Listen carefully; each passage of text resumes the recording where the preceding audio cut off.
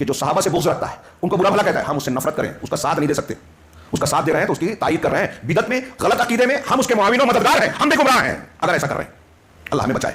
ونبغض من یبغضهم وبغیر الخیر یذکرهم, اور انہیں خیر کے علاوہ کسی اور چیز سے ان کا ذکر کرتا ہے. محرم آتا ہے, اب تو محرم کی بھی پابندی نہیں ہے.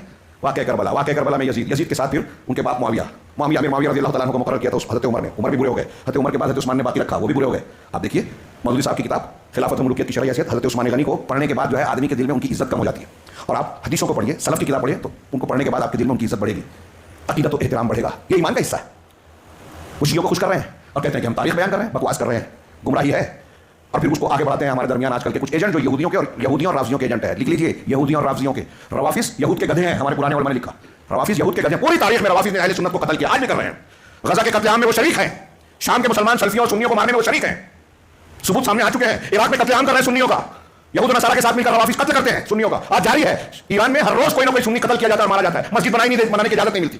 ہمارے اخوانی ان کے ذریعے سے اسلامی انقلاب کی بات کرتے ہیں, سعودی عرب پہ تنقید کرتے ہیں, جو توحید کا علمبردار ہے. کوئی اگر اخلاقی غلطی ہو جائے تو اس کو ہنگامہ مچ جائے گا, اور یہاں شرک ہو رہا ہے. صحابہ کو برا بھلا کہہ رہے ہیں, کوئی بات نہیں.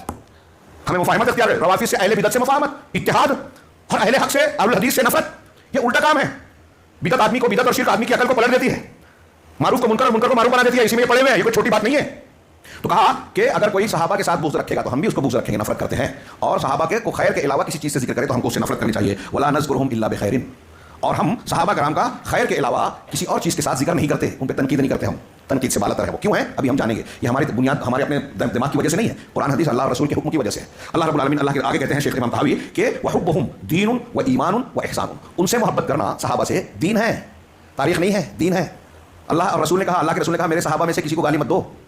اللہ کی قسم, انہوں نے ایک مد اور آدھا مد, کلو آدھا کلو اناج اگر اللہ کے راستے میں خرچ کیا ہے تو تم بعد میں آنے والے اس کے مقابلے میں اگر احد پہاڑ کے برابر سونا خرچ کر دو. احد پہاڑ کتنا بڑا پہاڑ ہے. میرا خیال ہے کہ اڈانی امبانی, بل گیٹس اور بڑے بڑے جو ادیوگ پتی ہیں وہ بھی شاید اتنا سونا کما نہیں پائیں گے, خرید نہیں پائیں گے, اور آ جائے تو کوئی اتنا خرچ نہیں کرے گا. لیکن اگر کوئی اتنا کما لے اور خرچ کر دے تو عہد اول کے صحابہ کرام نے جو اللہ کے راستے میں کلو آدھا کلو, مد آدھا مد, کلو آدھا کلو میں سمجھانے کے لیے کہہ رہا ہوں, اس سے کم زیادہ ہوگا, خرچ کیا ہے اس کے برابر نہیں ہوگا. کیا مقام ہے, کیا درجہ ہے. یہ اللہ کے رسول نے فرمایا کہ برا بھلا مت کہو. ایک حدیث میں ہے کہ جب میری صحابہ کا ذکر ہو تو رک جاؤ, میرے صحابہ کا ذکر ہو تو. اور ایسی اور کئی حدیثیں ہیں, اقوال صحابہ ہیں. تو اللہ آگے کہہ رہے ہیں کہ ان سے محبت کرنا دین ہے, ایمان ہے, ہاں, اور احسان ہے. اب ڈاکٹر اسرار صاحب کہتے ہیں کہ صحابہ شیعہ جو حضرت ابوبکر صدیق عمر فاروق کو غاصب کہتے ہیں کہ علی کا حق چھین لیا, غصب کر لیا, اور سارے صحابہ اس وجہ سے مرتد ہو گئے جنہوں نے حضرت ابوبکر صدیق عمر فاروق اور عثمان غنی کو خلیفہ کیا. روافظ کا عقیدہ ہے ان کے نزدیک سب سے اہم عقیدہ امامت کا ہے.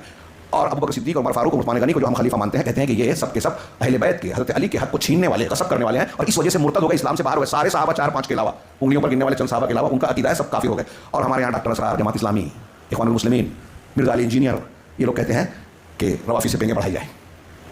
صحابہ کرام کی شخصیت کا اختلاف ہے نا, یہ تاریخی بات ہے. یہ آپ سن رہے ہیں, یہ دین ہے. صحابہ سے کے تعلق سے ہمارا محبت کرنا, ان سے نفرت کرنے والوں سے نفرت کرنا, یہ دین ہے. ان سے محبت دین ہے, ایمان ہے, احسان ہے. اور ان سے بغض رکھنا, ان سے نفرت کرنا کفر ہے, نفاق ہے, طغیان ہے, سرکشی ہے. یہ کفر ہے. جب آپ صحابہ سے راضی نہیں ہیں تو آپ اللہ تعالیٰ کے فرمان کا کو نہیں مان رہے ہیں, انکار کر رہے ہیں, اللہ کے رسول کی بات کا انکار کر رہے ہیں.